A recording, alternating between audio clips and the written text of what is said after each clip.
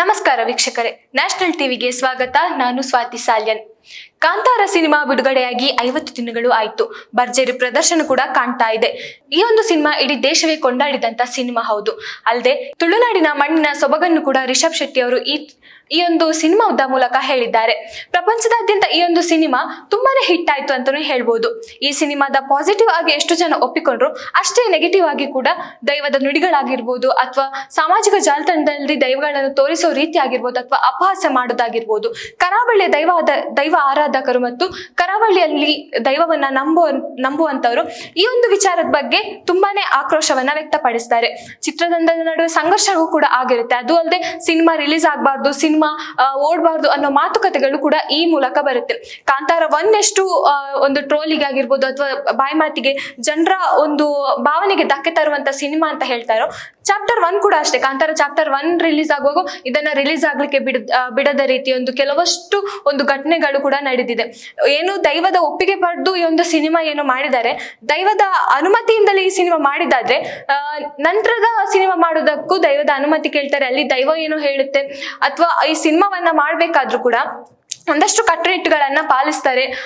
ಅದೇ ರೀತಿ ಇದು ತುಂಬಾನೇ ವಿವಾದಕ್ಕೂ ಕೂಡ ಹೋಗುತ್ತೆ. ಎಷ್ಟೇ ಕಟ್ಟುನಿಟ್ಟನ್ನು ಪಾಲಿಸಿದ್ರು ಕೂಡ ತುಳುನಾಡಿನವರ ಭಾವನೆಗಳಿಗೆ ಧಕ್ಕೆ ತರುವಂತಹ ರೀತಿ ಇದಾಗಿರುತ್ತೆ. ಯಾಕಂದ್ರೆ ದೈವವನ್ನ ಅವರು ಮನಸಾರೆ ಎಷ್ಟು ನಂಬಿಕೆಯಿಂದ ಪೂಜಿಸ್ತಾರೋ ಅಷ್ಟೇ ಹಾಗೆ ಆ ದೈವವನ್ನ ಸಿನಿಮಾದಲ್ಲಿ ತೋರಿಸೋದಾಗಿರ್ಬೋದು ಅಥವಾ ರೀಲ್ಸ್ ಆಗಿರ್ಬೋದು, ಈ ತರ ಮಾಡೋದು ತಪ್ಪು ಅನ್ನೋದೊಂದು ತುಳುನಾಡಿನ ಜನರ ಭಾವನೆ ಆಗಿರುತ್ತೆ. ಸಿನಿಮಾ ಶೂಟಿಂಗ್ ಸಮಯದಲ್ಲೂ ಕೂಡ ಒಂದಲ್ಲ ಒಂದು ಗಂಡಾಂತರ ಆಗಿತ್ತು. ನೋಡಿರ್ಬೋದು, ರಾಕೇಶ್ ಆಗಿರ್ಬೋದು ಅಥವಾ ಸಿನಿಮಾದಲ್ಲಿ ಕ್ಯಾಮ್ರಾಮನ್ ಆಗಿರ್ಬೋದು, ಇವರಿಗೆಲ್ಲ ಕೆಲವೊಂದು ಸಾವುಗಳಾಗಿರ್ಬೋದು, ಈ ಎಲ್ಲ ಘಟನೆಯನ್ನ ಕಾಂತಾರ ಸಿನಿಮಾದ ಮೂಲಕನೇ ಆಯ್ತು ಅನ್ನೋದು ಕೂಡ ಒಂದು ಮಾತಿದೆ.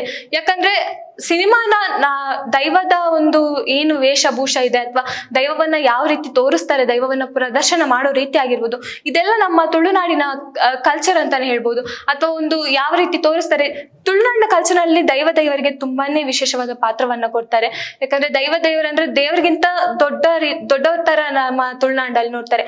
ಆದ್ರೆ ಈ ಒಂದು ಸಿನಿಮಾ ಬಂದ ಕಾರಣ ದೇವರ ಬಗ್ಗೆ ಅಪಮಾನ ಆಗ್ತಿದೆ, ದೇವರುಗಳಿಗೆ ಅಪಹಾಸ್ಯ ಆಗ್ತಿದೆ ಅನ್ನೋದೊಂದು ತುಂಬಾನೇ ಮಾತುಕತೆಗಳಾಗಿದೆ. ಆದ್ರೂ ಸಿನಿಮಾ ಒಂದು ಸಕ್ಸಸ್ ಕಾಣ್ತಾನೆ ಇದೆ. ತುಳುನಾಡಿನವರ ವಾದ ಏನಂದ್ರೆ, ನಮ್ಮ ದೈವವನ್ನ ಸಿನಿಮಾ ಮಾಡಿ ಅಥವಾ ಅಪಹಾಸ್ಯ ಮಾಡಬೇಡಿ, ಅದು ನಮ್ಮ ಭಾವನೆಗಳಿಗೆ ಧಕ್ಕೆ ತರಬೇಡಿ ಅಂತ ಹೇಳ್ತಾರೆ. ಹೌದು, ಯಾಕಂದ್ರೆ ತುಳುನಾಡಿನ ಜನರು ದೈವಗಳನ್ನ ತುಂಬಾನೇ ಗೌರವಿಸ್ತಾರೆ ಅಥವಾ ತುಂಬಾನೇ ಭಕ್ತಿಯಿಂದ ಪೂಜಿಸ್ತಾರೆ. ಪ್ರತಿ ವರ್ಷಕ್ಕೊಮ್ಮೆ ಕೋಲ ಆಗಿರ್ಬೋದು, ನೇಮ ಆಗಿರ್ಬೋದು, ಈ ತರ ತುಂಬಾನೇ ಮಾಡ್ತಾರೆ. ದೈವಗಳಿಗಾಗಿ ತುಂಬಾನೇ ಅವರು ಅಂದ್ರೆ ದೈವವನ್ನ ತುಂಬಾ ನಂಬೋದಾಗಿರ್ಬೋದು ಅಥವಾ ದೈವಗಳಿಗೋಸ್ಕರ ತುಂಬಾನೇ ಅವರು ದೈವವನ್ನ ಪ್ರೀತಿ ಮಾಡೋದಾಗಿರ್ಬೋದು ಅಥವಾ ತುಂಬಾನೇ ಮನಸಾರೆ ದೇವರು ಅಂತ ಹೇಳ್ತಾರೆ. ಸೊ ಆ ರೀತಿ ನೋಡೋದಾದ್ರೆ ನಾವು ಈ ತರ ಒಂದು ಸಿನಿಮಾ ಮಾಡಿ ಅವರ ಭಾವನೆಗಳಿಗೆ ಧಕ್ಕೆ ತರೋದು ತಪ್ಪಲ್ವಾ? ಅದೇ ರೀತಿ ನಿನ್ನೆ ಕೊರಗಜ್ಜ ಸಿನಿಮಾ ಗುಳಿಗ ಹಾಡೋ ಅನ್ನೋದು ರಿಲೀಸ್ ಆಯ್ತು. ಇದನ್ನ ನೀವು ನೋಡಿರ್ತೀರಿ ಕೂಡ.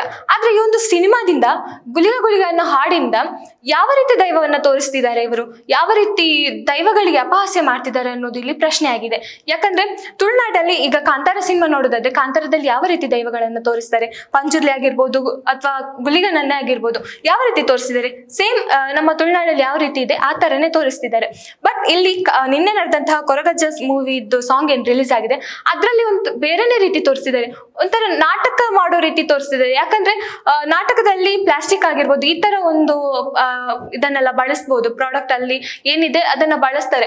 ಅದ್ರಲ್ಲಿ ಒಂದು ದೈವ ಅಂತ ಹೇಳಿದಾಗ ದೈವಕ್ಕೆ ಏನೆಲ್ಲ ಬೇಕು, ಅದರ ಕಾರ್ಣಿಕ ಆಗಿರ್ಬೋದು ಅಥವಾ ಅದರ ಕಲೆ ಆಗಿರ್ಬೋದು, ಈ ತರವನ್ನೆಲ್ಲ ತೋರಿಸುವಾಗ ತುಂಬಾ ಕಟ್ಟುನಿಟ್ಟಾಗಿ ತೋರಿಸ್ಬೇಕು ಅಂತ ಒಂದು ರೀತಿಯಲ್ಲಿ ತುಳುನಾಡಿನ ಜನರ ಪ್ರಕಾರ ಈ ಸಿನಿಮಾ ಮಾಡೋದೇ ತಪ್ಪು, ದೇವರನ್ನ ಇಟ್ಕೊಂಡು ಸಿನಿಮಾ ಮಾಡೋದೇ ತಪ್ಪು. ಆದ್ರೆ ಇಂತಹ ಒಂದು ಈ ತರ ಒಂದು ಸಿಚುವೇಶನ್ ಕ್ರಿಯೇಟ್ ಮಾಡಿದ್ರೆ ಯಾರು ತಾನೇ ಸಹಿಸ್ಕೊಳ್ತಾರೆ ಹೇಳಿ? ತುಳುನಾಡಿನ ಜನಕ್ಕಂತೂ ತುಂಬಾನೇ ಬೇಜಾರಾಗಿದೆ ಈ ವಿಷಯದ ಮೇಲೆ.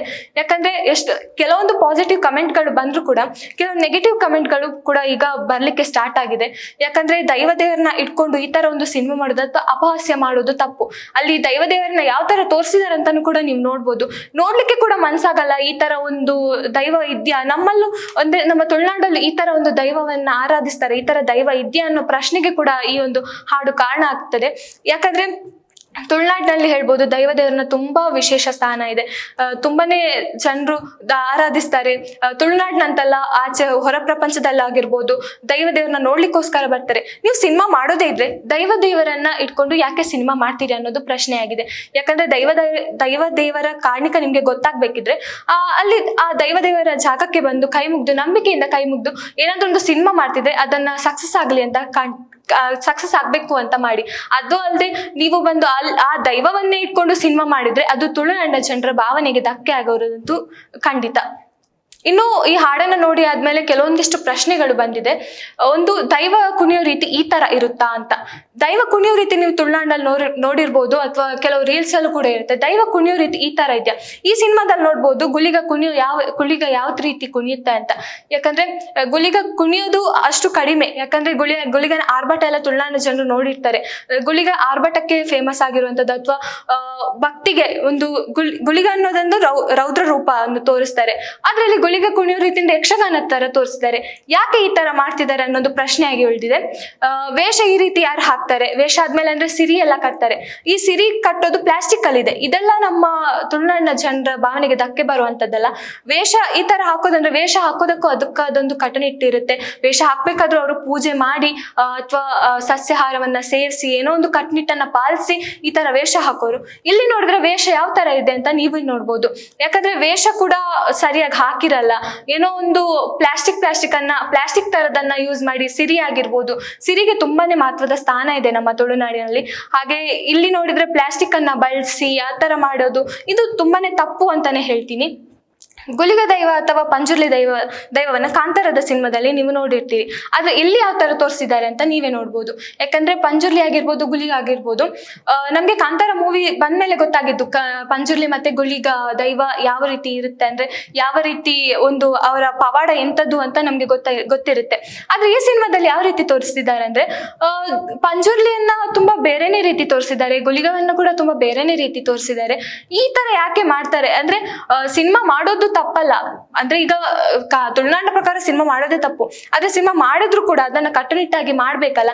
ಯಾಕೆ ಈ ತರ ಒಂದು ಕೆಟ್ಟ ಮನೋಭಾವನೆಯನ್ನ ಇಟ್ಕೊಂಡು ಈ ತರ ಒಂದು ಸಿನಿಮಾವನ್ನ ಮಾಡ್ತೀರಿ ಅನ್ನೋದು ಪ್ರಶ್ನೆ ಆಗಿದೆ. ಇನ್ನು ಸಿನಿಮಾ ಹೆಸರೇ ಕೊರಗಜ್ಜ. ಆದ್ರೆ ಸಿನಿಮಾದಲ್ಲಿ ಕೊರಗಜ್ಜನನ್ನ ಯಾವ ರೀತಿ ತೋರಿಸಿದ್ದಾರೆ? ಹೌದು, ಸಿನಿಮಾ ಹೆಸರೇ ಕೊರಗಜ್ಜ ಅಂತ ಇಟ್ಟು ಸಿನಿಮಾವನ್ನ ಯಾವ ರೀತಿಯಲ್ಲಿ ತೋರಿಸಿದ್ದಾರೆ ಅಂತ ನೀವೇ ನೋಡ್ಬೋದು. ಅಂದ್ರೆ ಸಿನಿಮಾದಲ್ಲಿ ಕೊರಗಜ್ಜನ ಪಾತ್ರವನ್ನ ಯಾವ ರೀತಿ ತೋರಿಸಿದ್ದಾರೆ ಅಂತ ನೀವು ನೋಡ್ಬೋದು.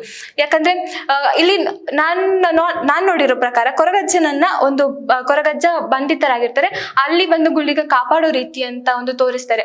ಅದ್ರಲ್ಲಿ ಕೊರಗಜ್ಜನ ಸುತ್ತ ಅಂದ್ರೆ ಸಿರಿ ಏನ್ ಕಟ್ಟಿರ್ತಾರೆ ಅದು ತುಂಬಾ ಪ್ಲಾಸ್ಟಿಕ್ ಆಗಿರುತ್ತೆ.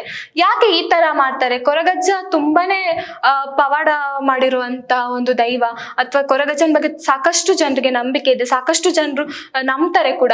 ಆದ್ರೆ ಈ ತರ ತೋರಿಸೋದು ಅವರ ಭಾವನೆಗಳಿಗೆ ಧಕ್ಕೆ ಬರಲ್ವಾ? ಈ ರೀತಿ ಸಿನಿಮಾದ ಹಾಡು ಇದ್ರೆ ಯಾರು ತಾನೇ ಸಿನಿಮಾ ನೋಡ್ತಾರೆ ಅನ್ನೋದು. ಅದು ಕೂಡ ತುಳುನಾಡಿನಲ್ಲಿ ಈ ತರ ಸಿನಿಮಾ ರಿಲೀಸ್ ಆಗೋಕೆ ಬಿಡಲ್ಲ. ಅದ್ರಲ್ಲೂ ಇಂತಹ ಸಿನಿಮಾ ಈ ತರ ಒಂದು ತೋರಿಸಿದ್ರೆ ಯಾರು ತಾನೇ ರಿಲೀಸ್ ಆಗಕ್ ಬಿಡ್ತಾರಲ್ಲ. ಇನ್ನು ಈ ಸಿನಿಮಾವನ್ನ ಯಾವ ರೀತಿ ಜನರು ಅಕ್ಸೆಪ್ಟ್ ಮಾಡ್ಕೊಳ್ತಾರೆ, ಅಥವಾ ಯಾವ ರೀತಿ ಹೊಗಳಿಕೆಗಳು ಬರುತ್ತಾ ಅನ್ನೋ ನೋಡೋದನ್ನ ನೋಡ್ಬೇಕಷ್ಟೇ ನಾವು. ಇನ್ನಷ್ಟು ಸುದ್ದಿಗಳಿಗಾಗಿ ನೋಡ್ತಾ ಇರಿ ನ್ಯಾಷನಲ್ ಟಿವಿ. ಧನ್ಯವಾದಗಳು.